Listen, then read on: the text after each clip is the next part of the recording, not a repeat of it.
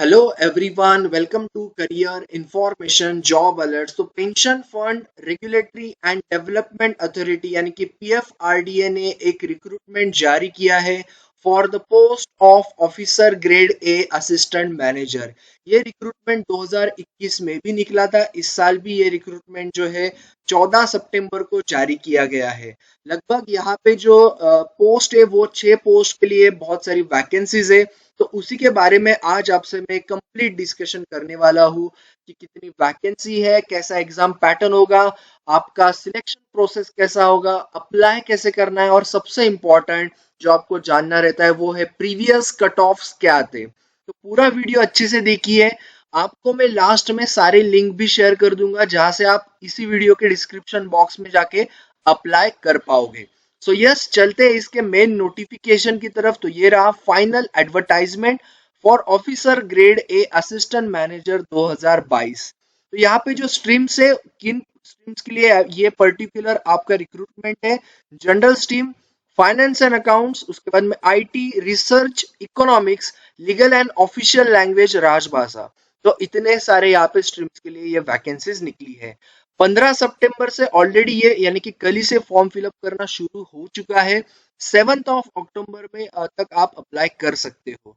Phase 1 का आपको exam जो है टेंटेटिव में आपको आगे बता दूंगा जब नेक्स्ट कुछ नोटिफिकेशन आएगा। और फेज 2 फेज 3 आपका 3 फेज में डेफिनेटली ये हर साल या पिछले साल भी हुआ था। अब बात करते हैं वैकेंसी एंड आपका क्वालिफिकेशन। जनरल स्ट्रीम में यहाँ पे 15 पोस्ट के लिए वैकेंसी निकली है। बाकी आप आपकी कैटेगरी के साथ यहाँ पे अप्लाई करो। उसमें ओपन में 4 है, ईडब्ल्यूएस में 2 है, ओबीसी में 5, एक एसटी के लिए और 3 एससी के लिए यहाँ पे वैकेंसी है। भाई एक वैकेंसी जो है वो पीडब्ल्यूडी कैंडिडेट्स के लिए है। यहाँ पे आपका क्वालिफिकेशन है master degree in any discipline.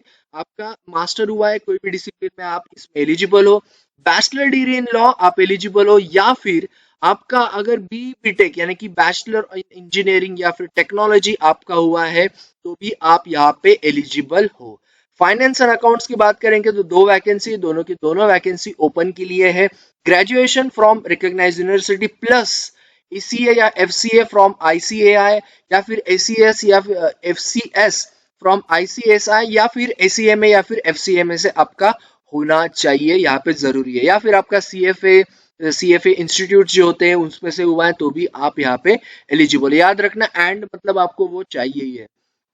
IT के लिए एक ही वैकेंसी है, बहुत कम है वैकेंसी। और उसके लिए आपका bachelor degree electrical electronics information यानी कि आईटी, कंप्यूटर साइंस, इसके लिए आपका एलिजिबिलिटी क्राइटेरिया रहेगा। मिनिमम एक्सपीरियंस जो है यहाँ पे पोस्ट क्वालिफिकेशन एक्सपीरियंस 2 इयर्स, ये भी यहाँ पे कंपलसरी है, मैंडेटरी है। एक वैकेंसी है research economics, master degree in statistics, economics, commerce, business administration, finance and econometrics. Legal के लिए 2 वैकेंसी है, डेफिनेटली आपका डिग्री इन लॉ होना चाहिए। ऑफिशियल लैंग्वेज राजभाषा के लिए एक वैकेंसी है। मास्टर डिग्री इन हिंदी, उसमें आपका एक सब्जेक्ट इंग्लिश भी होना चाहिए, या फिर वाइसे वर्सा भी यहाँ पे चलेगा।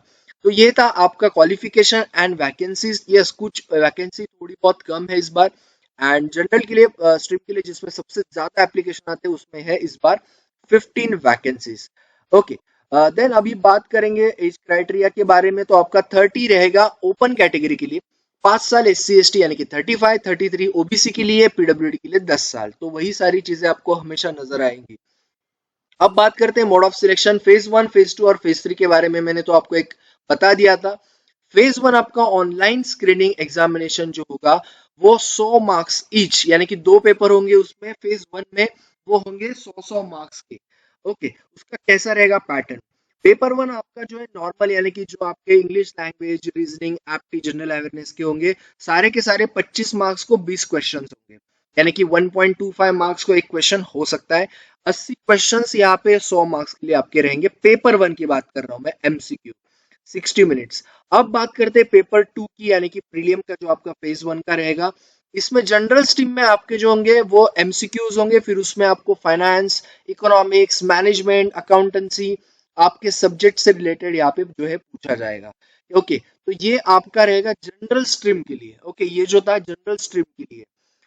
और बाकी स्ट्रीम के लिए आपका जो है सब्जेक्ट वाइज रहेगा, जैसे आईटी है तो आपका आईटी का सिलेबस रहेगा, कंप्यूटर का सिलेबस रहेगा, फाइनेंस एंड अकाउंट्स है तो वो सिलेबस रहेगा, इकोनॉमिक्स रिसर्च है तो उसका रहेगा, लॉस का है तो उसके लिए आपका लीगल एंड ऑफिशियल लैंग्वेज के लिए वो सिलेबस रहेगा। जनरल स्ट्रीम के लिए आपका ये बाकी पूरे कंटेंट्स यहाँ पे रहेंगे। अब उसमें आपको 50 क्वेश्चन पूछे जाएंगे। ज्यादा मतलब जो पिछला पेपर में देखा गया था उतना भी ज्यादा डिफिकल्ट फेज वन में क्वेश्चंस नहीं थे कि आप उसको मतलब आप अगर प्रिपेयर करते हो तो आपको आएंगे। और क्योंकि एक क्वेश्चन 2 मार्क्स के लिए रहता है और 40 मिनट आपको यहाँ पे मिलेंगे। पेपर वन को 60 मिनट, इसमें 40 मिनट, तो आपका 100 मिनट में ये पूरा पेपर होगा। 1/4 आपका निगेटिव मार्किंग रहेगा for the paper one and paper two. Okay, candidates would need to secure separate cut off, यानी कि पेपर वन का कट ऑफ लगेगा, पेपर टू का भी कट ऑफ लगेगा, as well as aggregate cut off marks in phase one to be shortlisted for phase 2. A minimum aggregate cutoff marks for being shortlisted for phase 2 will be decided by the authority in the relation of number of vacancy. फिर वो ratio के हिसाब से shortlisting होगा, उसके हिसाब से आपका कट ऑफ लगेगा। अब बात करते हैं फेज टू। फेज टू में आपके जो पेपर होंगे वो होंगे paper one and paper to.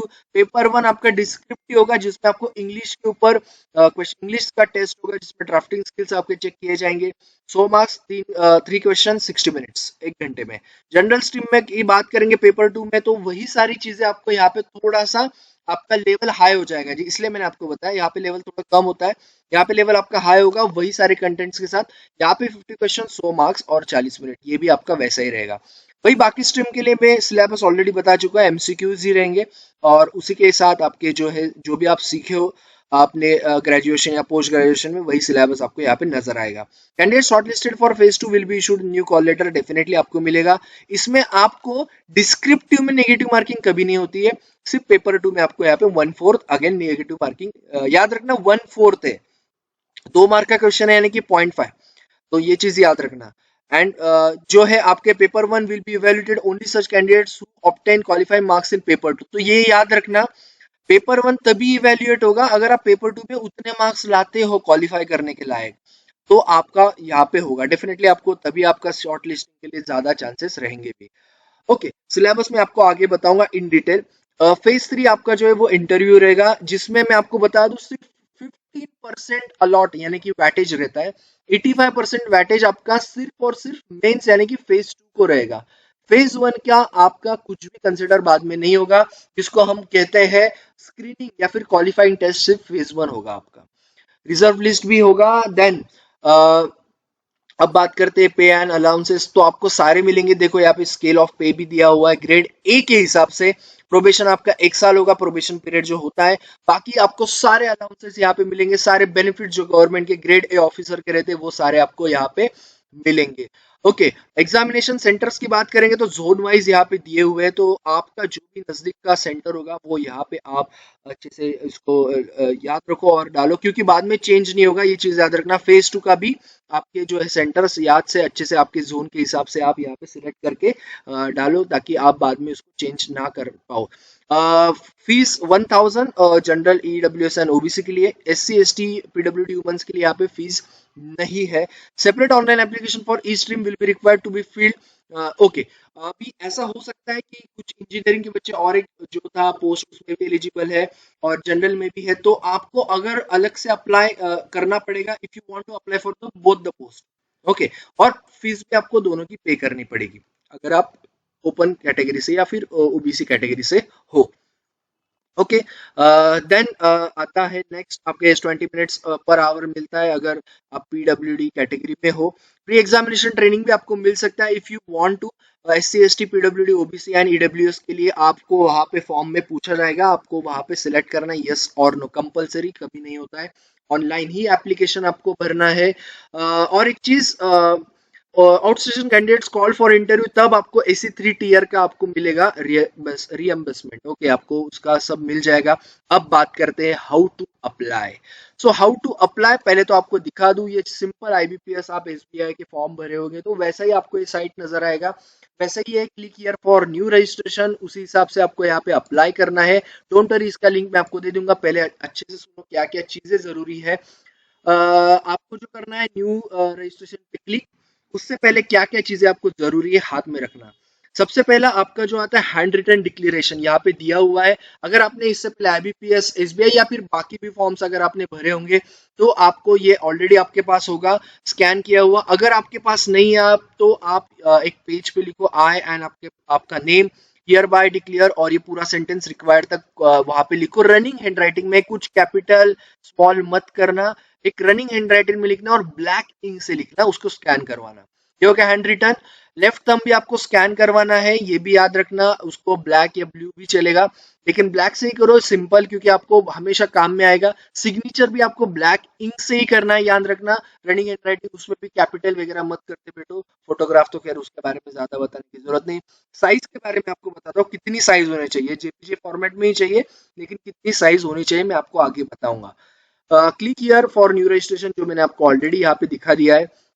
सो वैसे ही करना है आपको। पर्सनल डिटेल्स यहाँ पे रखने हैं और 4 ही डॉक्यूमेंट साथ में रखने हैं। ऑनलाइन ही पेमेंट करना है, जो भी जनरल या ओबीसी कैटेगरी में हो। फोटोग्राफ का साइज, यस, आपका फोटोग्राफ का साइज 20 से 50 के बी। सिग्नेचर का जो आपका साइज है वो होना चाहिए 10 से 20 के बी, और लेफ्ट थंब का भी, और हैंड रिटन का 20 से 50 के बी। याद रखना है जेपीजे फॉर्मेट में ही रखो और ब्लैक इंक से ही रखो, ताकि आपको ज्यादा दिक्कत कभी ना आए। क्योंकि मोस्टली ऐसा होता है कि आपका लेफ्ट थंब चल जाता है, लेकिन साइन और हैंड रिटन जो है ना वो आपका मोस्टली ब्लैक इंक से ही मांगते हैं।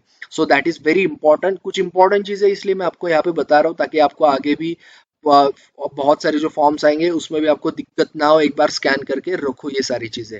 हाँ, बस फोटोग्राफ चेंज करते जाओ, क्योंकि मोस्टली रिसेंट फोटोग्राफ्स ही मांगते हैं।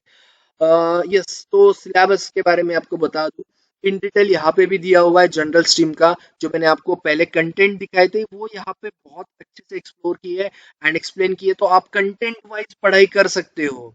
ओके, कंटेंट वाइज आप एमसीक्यूज की अच्छे से पढ़ाई करो, यहाँ पे दिया हुआ है अच्छे से, उसको कॉपी करके रखो एक जगह पे। इसका लिंक मैं आपको देने वाला डिस्क्रिप्शन बॉक्स में, ऑनलाइन एप्लीकेशन का भी दे दूंगा। लास्ट में आपको कट ऑफ भी बताऊंगा, डोंट वरी। पेपर 2 का भी यहाँ पे आईटी का दिया हुआ है, देख सकते हैं। अगर आप आईटी या कंप्यूटर से बिलोंग करते हो, देन रिसर्च इकोनॉमिक्स से अगर आप बिलोंग करते हो तो उसका भी दिया है। देन लीगल स्ट्रीम, यानी कि आप लॉज में हो तो पूरे लॉज कौन से हैं, एक्ट्स बहुत सारे, वो सारी चीजें भी यहाँ पे दी हुई है। फाइनेंस एंड अकाउंट स्ट्रीम के बारे में भी, कॉस्टिंग, अकाउंटिंग, पूरे उसके बारे में सिलेबस यहाँ पे दिया हुआ है इन डिटेल अच्छे से। एंड ऑफिशियल लैंग्वेज जो राजभाषा स्ट्रीम है उसका भी यहाँ पे दिया हुआ है, इंग्लिश हिंदी जो भी था। ओके, फेज 2 के राइटिंग स्किल्स के essay writing, comprehension and writing skills ही आपके चेक किए जाएंगे। तो ये था complete details regarding PFRDA notification जो असिस्टेंट मैनेजर का आया हुआ है। अब बात करते हैं, मैं कट ऑफ का आपको एक जस्ट बता दूं।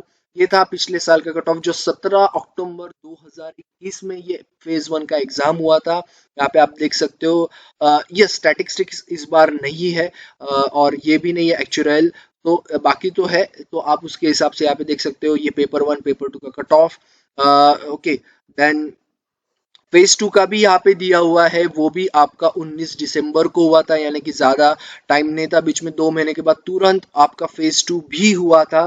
एंड यहाँ पे कट ऑफ फाइनल सिलेक्शन भी दिया हुआ है। ये आपके फाइनल सिलेक्शन का भी, यानी कि इंटरव्यू के साथ ऐड ऑन करके भी आपको यहाँ पे नजर आएगा।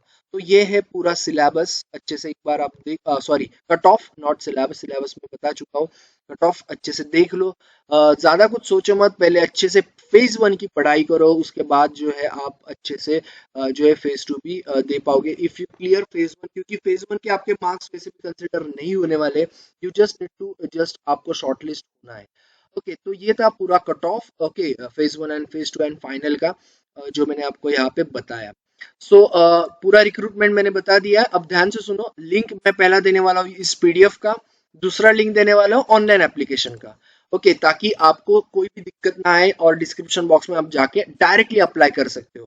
बाकी ऐसे ही बहुत सारे वीडियो समरीज आपके लिए मैं लाता रहूंगा। सो सब्सक्राइब करो, बेल आइकन को हिट करो, प्लस आपके दोस्तों के साथ शेयर करो। ज्यादा से ज्यादा इस रिक्रूटमेंट या बाकी रिक्रूटमेंट के अपडेट्स आपको पूरे चैनल पे मिलेंगे। अभी भी बहुत सारे जॉब मैंने पोस्ट किए, वो चेक करो, हर दिन आएंगे, वो भी चेक करो। तो उसके लिए सब्सक्राइब एंड बेल आइकन को हिट करना बहुत जरूरी है। प्लस चाहे तो आप टेलीग्राम चैनल भी ज्वाइन कर सकते हैं, उसका भी लिंक मैं आपको दे दूंगा डिस्क्रिप्शन बॉक्स में। Thank you all the best and stay tune everyone.